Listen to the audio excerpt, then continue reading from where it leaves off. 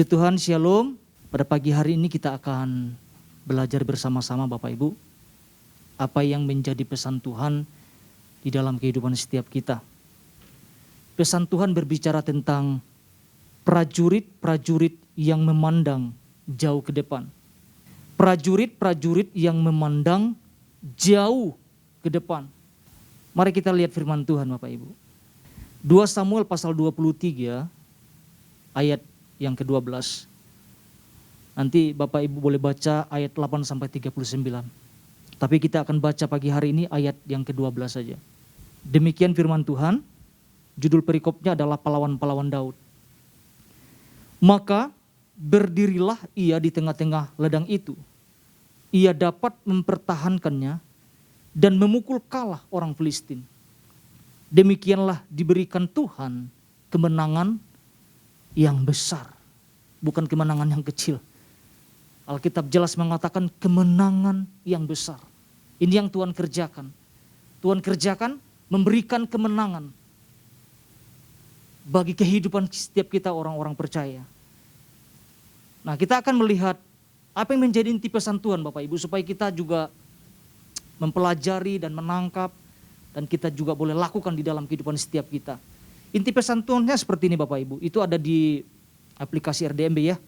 Nanti Bapak Ibu boleh membaca berulang-ulang dan kita renungkan bersama-sama. Pesan Tuhan ini sekaligus menjadi visi bagi kita di tahun 2022, yaitu prajurit-prajurit yang memandang jauh ke depan. Seperti yang telah kita ketahui, visi adalah sesuatu yang Tuhan ingin kita menjadi seperti apa. Tuhan memberikan arah dan tujuan bahwa sikap, mentalitas, dan gaya hidup prajurit-prajurit yang memandang jauh ke depan, inilah yang harus kita tangkap dan hidupi. Kita tangkap dan kita hidupi. Meskipun kondisi bangsa kita terlihat sedang membaik saat ini, namun melihat dari visi yang Tuhan berikan ini, Tuhan tetap perlu membangkitkan prajurit-prajuritnya yang bermentalitaskan kerajaan surga, yang tangguh untuk menghadapi berbagai situasi yang mungkin terjadi. Ketika sebuah negara mempersiapkan prajurit-prajuritnya, maka kita tahu bahwa tantangan ke depan tidak menjadi lebih mudah. Sungguh jelas ya Bapak Ibu ya. Tuhan mau kita menangkap visi ini. Nah, ada dua hal yang disampaikan oleh Bapak Gembala Bapak Ibu. Saya akan ulas ulang supaya juga kita dengar ya. Yang pertama, memiliki kemampuan dan menangkap dan memahami maksud Tuhan sebagai Raja kita, atau pengenalan dari sebuah relasi atau hubungan. Yang kedua adalah memiliki kemampuan memandang jauh ke depan. Bukan tentang sekedar menjalani hidup hari ini atau penyesalan masa lalu. Jangan dibayang-bayangin lagi deh tentang masa lalu kehidupan setiap kita. Pagi hari ini kita akan belajar dua hal Bapak Ibu. Ya, kita sama-sama belajar apa yang harus kita lakukan agar kita menjadi prajurit-prajurit yang memandang jauh ke depan. Yang pertama adalah kita harus senantiasa memperlengkapi diri kita untuk menjadi pribadi yang unggul di setiap situasi yang kita hadapi bersama dengan Tuhan. Kita tidak tahu situasi apa yang akan kita hadapi di hari-hari ke depan Bapak Ibu. Tidak ada yang tahu. Apakah semuanya akan menjadi baik atau sebaliknya akan semakin sulit? Ya kita tidak tahu kan. Yang jelas adalah gini Bapak Ibu, kita harus memperlengkapi diri. Untuk apa? Untuk menjadi pribadi yang unggul di setiap musim apapun yang kita hadapi. Di setiap keadaan, situasi yang kita hadapi hari-hari ke depan. Bersama dengan siapa Bapak Ibu kita menghadapinya? Bersama dengan Tuhan. Kita tidak tahu musim apa yang akan kita hadapi. Kita tidak tahu. Tapi yang saya renungkan adalah kita harus menangkap ini dan kita harus mempersiapkan diri. Jangan sampai ketika kita mendengar pesan yang disampaikan Tuhan kepada setiap kita, kita mengabaikannya. Kita tidak menangkap sesuatu. Dan kita tidak mempersiapkan diri kita seutuhnya Menerima keadaan saja. Bagaimana nanti? Kalau musimnya baik, situasinya baik, ya udah puji Tuhan. Tidak seperti itu. Tentunya ada maksud Tuhan ketika Tuhan menyampaikan tentang prajurit-prajurit yang mampu memandang jauh ke depan. Nah, kita mau lihat firman Tuhan Bapak Ibu. 2 Samuel pasal 23 ayat 11 sampai 12. Demikian firman Tuhan, sesudah dia sama anak Age orang Harari, ketika orang Filistin berkumpul di Lehi, di sana ada sebidang tanah ladang penuh kacang merah, dan tentara telah melarikan diri dari hadapan orang Filistin. Perhatikan ini Bapak Ibu. Tentara telah melarikan diri dari hadapan orang Filistin. Ayat ke-12. Maka berdirilah ia di tengah-tengah ladang itu. Ia dapat mempertahankannya. Dan memukul kalah orang Filistin. Demikianlah diberikan Tuhan kemenangan yang besar. Kalau kita membaca satu perikop, satu pasal itu Bapak Ibu, kita akan menemukan banyak hal tentang kehidupan para pahlawan-pahlawan Daud ini. Mereka adalah orang-orang yang gagah perkasa, orang-orang yang punya mentalitas yang sangat luar biasa dalam situasi apapun. Ya, punya keunggulan yang sangat luar biasa. Bayangkan dalam satu pertempuran ada 800 orang dikalahkan. Satu kali pertempuran. Ini kalau orang nggak punya keberanian, keunggulan yang lebih, nggak bisa mengalahkan seperti itu. Tapi kita bisa melihat firman Tuhan sampaikan. Dalam satu pertempuran, bisa 800 orang bisa terbunuh. Nah, orang-orang seperti inilah yang digambarkan Tuhan. Orang-orang yang punya pandangan yang jauh ke depan.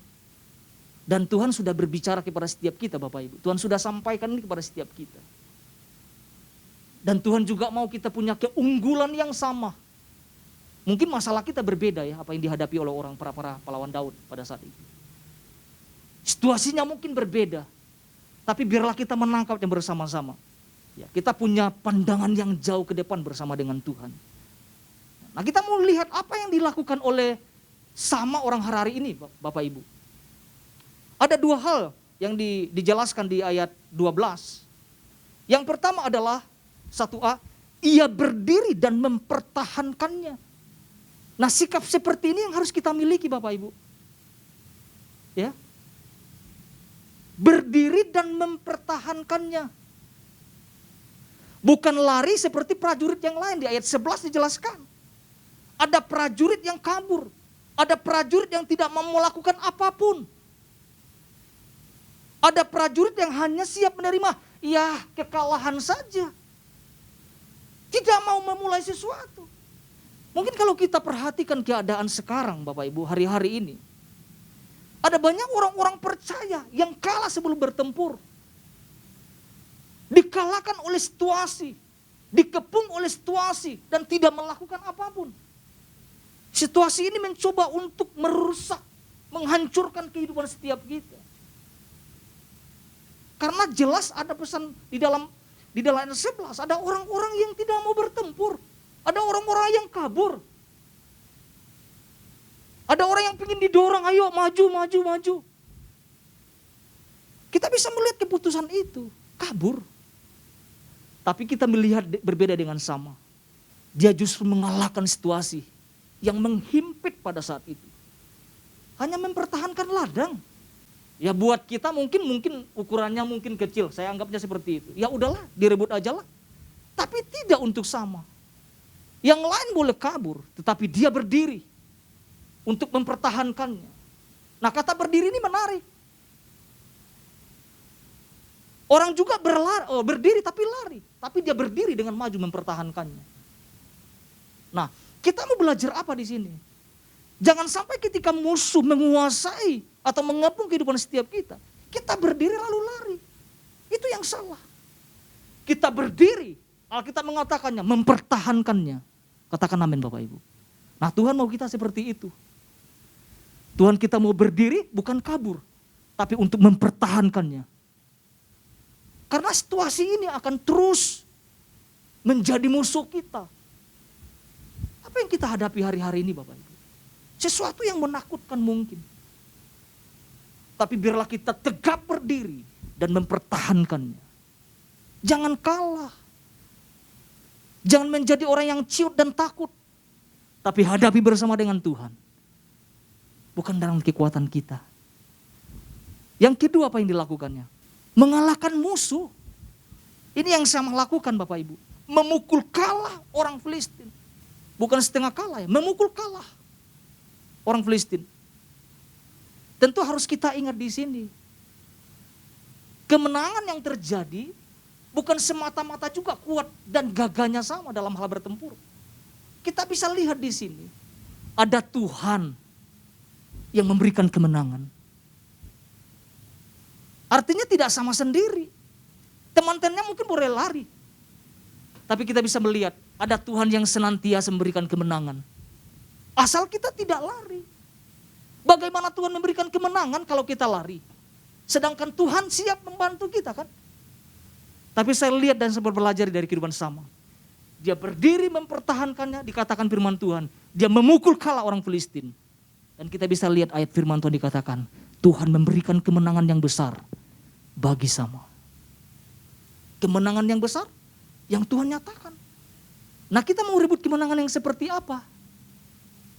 Kita jangan takut Bapak Ibu, ada Tuhan yang terus menyertai kita kok.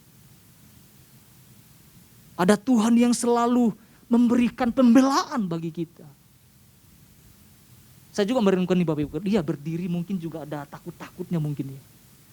Tapi ketika memutuskan kita bersama dengan Tuhan, kemenangan itu kita bisa lihat. Karena tidak ada satupun yang bisa mengalahkan Tuhan. Tapi Tuhan terlibat nggak di dalamnya kan? Jika Tuhan tidak terlibat, maka tidak ada kemenangan. Nah kita bisa melihat ini Bapak Ibu. Nah selanjutnya untuk kita bisa menjadi prajurit-prajurit yang memandang jauh ke depan, tentunya ada sesuatu yang kita lakukan ini Bapak Ibu. Memperlengkapi diri. Jangan puas. Jangan puas, jangan berkata cukup. Kita tidak tahu situasi apa yang kita hadapi ke depan sana. Tetapi kan Tuhan sampaikan kepada kita, kita harus memandang jauh ke depan. Dengan cara apa? Dengan cara dilatih. Karena pahlawan-pahlawan Daud pun dilatih Bapak Ibu. Tidak serta-merta tiba-tiba jago perang, enggak. Dilatih sama Daud. Diperlengkapi sama Daud. Karena kalau kita membaca dan mempelajari, pahlawan-pahlawan Daud seperti ini, dulunya adalah orang-orang yang dikejar-kejar. Orang-orang yang terluka. Orang-orang yang tidak punya kemampuan. Tapi Daud latih menjadi prajurit-prajurit, menjadi pahlawan-pahlawan yang luar biasa. Nah berbicara tentang dilatih atau jangan puas ini Bapak Ibu. Contoh ya, mungkin hari ini kita hanya sebagai jemaat biasa saja. Yang penting ibadah hari Minggu hadir, ibadah komsel hadir, dan tidak melakukan apapun. Dan tidak mau mendorong kita, tidak mau dilatih, tidak mau diperlengkapi. Hanya cukup udah aman, jadi jemaat saja. Tidak seperti itu. Apakah mimpi Tuhan seperti itu? Tidak. Ya mungkin tahun-tahun ke depan melalui pesan atau visi yang Tuhan kasih. Kita mulai tangkap, Tuhan saya nggak mau seperti ini saja. Tuhan saya mau nanti ambil bagian. Saya mau memperlengkapi diri saya. Saya mau diarahin. Saya mau dilatih. Ya, mungkin karena kita harus belajar, harus memberanikan sesuatu. Ya dimulai mungkin wadah dengan ada komsel. Wah komsel itu orang jaim-jaim juga bicara, aduh takut salah. Udah ngomong aja, benar atau nggak salahnya ngomong aja kan gitu. Tapi juga nanti kan saling komunikasi satu dengan yang lain. Nanti oh pandangannya seperti ini. Oh saya memperhatikan bahwa takut bicara di situ. Saya lantang-lantang saja bicara. Ada juga kadang-kadang salah, memang salah. Tapi kita mulai melatih, mengutarakan untuk melatih berbicara. Itu pada endingnya nanti kan diperbaiki, ya kan sama-sama. Kayaknya jangan ini deh, kayaknya ini lebih tepat ke kita lihat sikon kehidupan kita memang kayak gitu. Kan seperti itu. Tidak semua juga harus bagus-bagus kan. Tapi di komsel saya lihatnya Jadi orang yang nggak pandai, maksudnya bukan nggak pandai Bapak Ibu. Maksudnya orang yang nggak mau bicara tapi jadi muncul. Wah, ternyata ada karunia nih, ada potensi nih. Tapi hanya puas dengan sebatas, ya udah jadi jemaat saja. Jangan, ada wadahnya. Wadahnya adalah gereja. Gereja memperlengkapi setiap kita sebagai tubuh Kristus. Kita mau nangkap ini enggak Bapak Ibu? Jangan puas, jangan merasa ya udahlah, terus latih, kita latih hidup kita. Kita punya pengalaman masing-masing Bapak Ibu. Ya, saya juga punya pengalaman ketika pertama kali mimbar. Aduh ngomongnya, waduh mau ngomong apa? Mau ngomong salom saja udah bahaya sekali, takut. Ya karena gemetar dan sebagainya. Ya sampai sekarang Bapak Ibu ya. Ya kita mau ngambil doa menjadi pendoa syafaat mungkin. Ngambil doa di komsel mungkin. Kita mulai ambil bagian. Mendorong diri kita. Jangan puas jadi jemaat saja. Karena Tuhan juga gak mau kita seperti gitu-gitu saja kan Bapak Ibu. Tuhan mau kita terus bertumbuh. Menangkap rencana Tuhan dalam hidup setiap kan. Memandang jauh ke depan. Itu bagian menjadi prajurit yang memandang jauh ke depan. Yang bagian B-nya dikatakan gini. Harus terus mengikuti apa yang menjadi pesan Tuhan bagi kita. Saya lihat ini Bapak Ibu. Tuhan kan sudah kasih visi. Tuntunannya tidak akan jauh-jauh. Kalau kita terus mengikuti pesan yang Tuhan kasih. Kita akan sampai kepada tujuan Tuhan. Sampai enggak Bapak Ibu? Oh sampai. Bisa enggak tidak sampai? Bisa kalau kita enggak ikutin. Saya renungkan ini. Saya coba belajar bersama-sama. Ya, sama istri juga saya bilang, saya lihat ini ya. Karena kalau kita tidak belajar merenungkan pesan-pesan, itu kan sebenarnya saya lihat tahap-tahap Tuhan kasih kan. Kadang-kadang Tuhan tegur, kadang-kadang Tuhan ingatkan. Kadang-kadang kita juga gak bisa menerima. Tapi Tuhan sedang menuntun kita untuk sampai kepada tujuan Tuhan.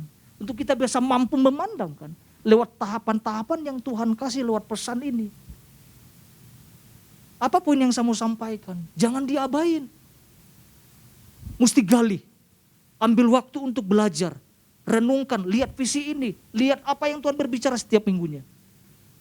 Tuhan berbicara setiap hari. Tapi ada pesan-pesan tertentu Tuhan kasih setiap minggu buat kita. Untuk apa? Untuk kita diarahkan sampai kepada tujuan Tuhan itu sendiri. Mau gak kita melakukannya Bapak Ibu? Ikutin. Saya pun belajar mencoba menggali, merenungkan. Ya, karena memang Tuhan tidak akan pernah salah kasih pesan Bapak Ibu. Kita yang salah menangkap pesan Tuhan. Akhirnya kita jauh dari harus sesungguhnya yang Tuhan mau kasih kepada kita. Akhirnya kita kabur. Entah kemana arahnya. Atas sebatas, oh itu pesan Tuhannya, oke udah selesai lewat. Nunggu minggu depan. Gak seperti itu. Tapi ada sesuatu yang harus kita lakukan di dalam kehidupan setiap kita. Kita akan masuk dalam poin kedua Bapak Ibu. Yang kedua, ini poin yang kedua Bapak Ibu. Untuk menjadi prajurit yang memandang jauh ke depan, yang kedua adalah jangan gunakan cara kita ataupun cara duniawi, melainkan cara Tuhan. Jangan gunakan cara kita Bapak Ibu. Jangan gunakan cara duniawi. Nah untuk menggunakan cara Tuhan kita harus membangun atau melatih kepekaan ini. Kepekaan itu sangat penting sekali Bapak Ibu. Harus membangun manusia rohani kita. Atau kehidupan rohani yang semakin melekat dengan Tuhan.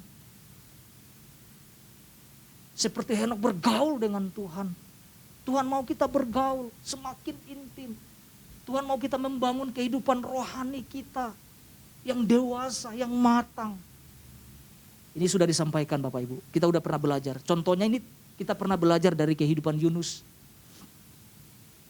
Ketika diperintahkan Tuhan untuk pergi ke Niniwe, apa yang Yunus lakukan? Apakah Yunus melakukan dengan cara Tuhan? Oh tidak. Yunus melakukan dengan caranya sendiri.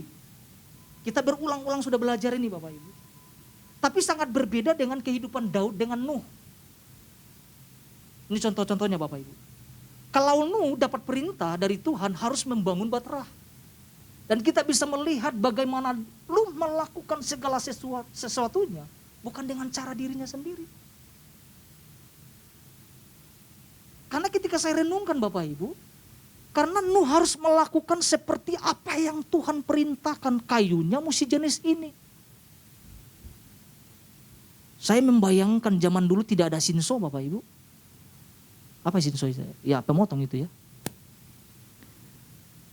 Tapi Alkitab mengatakan Nuh melakukannya dengan tepat. Seperti apa yang diperintahkan Tuhan. Kalau kita mempelajari, cara siapa yang Nuh lakukan Bapak Ibu? Cara Tuhan, itu jelas. Makanya Tuhan langsung ngomong bahwa Nuh melakukan dengan tepat seperti yang Tuhan perintahkan. Kalau saya simpulkan tanpa cacat, kita belajar dari satu tokoh Bapak Ibu. Daud, kita sudah belajar juga berulang-ulang. Ketika Daud memiliki kesempatan untuk membunuh Saul pada saat itu. Aduh tinggal bunuh, sak gitu. Jadi, tapi apa yang kita lihat di situ? Apa yang Daud lakukan? Daud tidak melakukan dengan caranya sendiri. Kalau cara duniawi Bapak Ibu, ketika ada orang-orang yang mengejar, apa yang dilakukan? Doakan gitu ya. Enggak. Bunuh. Itu dunia. Tapi cara Daud berbeda. Dia gunakan cara Tuhan. Untuk menyentuh pun enggak pantas dikatakan. Karena adalah seorang yang diurapi Tuhan. Nah saya mempelajari bahwa hal yang seperti inilah yang Tuhan mau kita lakukan. Tuhan mau kita melakukan dengan cara Tuhan, bukan cara kita. Tuhan mau kita melakukan dengan caranya Dia, bukan dengan cara duniawi. Kita belajar dari Nuh dan Daud. Bagaimana mereka melakukan dengan tepat. Ada banyak tokoh-tokoh Alkitab yang lainnya. Melakukan dengan tepat. Abraham juga melakukan dengan tepat. Sekalipun tidak bisa melihat tentang sesuatu ke depannya. Tapi dia bisa berjalan dengan Tuhan. Itu dahsyat menurut saya Bapak Ibu. Jadi seperti apa cara kita memandang? Gunakan cara Tuhan Bapak Ibu. Artinya melatih kepekaan. Membangun kepekaan itu di dalam kehidupan setiap kita. Mari kita lihat firman Tuhan. Ini menjadi dasarnya. 2 Samuel pasal 23 ayat 15 sampai 16. Ini juga udah disinggung hari Minggu oleh Bapak Gembala ya. Ayat 15 sampai 16. Lalu timbullah keinginan Daud dan dia berkata, sekiranya ada orang yang memberi aku minum dari air perigi Betlehem yang ada dekat pintu gerbang. 16. Lalu ketiga pahlawan itu menerobos perkemahan orang Filistin. Mereka menimba air dari perigi Betlehem yang ada dekat pintu gerbang, mengangkatnya dan membawanya kepada Daud. Tetapi Daud tidak mau meminumnya, melainkan mempersembahkannya sebagai korban curahan kepada Tuhan. Apa yang kita tangkap dari sini Bapak Ibu? Kepekaan.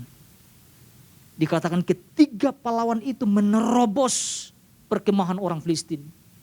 Kalau kita pelajari Bapak Ibu, kira-kira ada kata perintah enggak di situ? Di ayat ini. Kira-kira ada kata perintah enggak? Enggak ada kata perintah.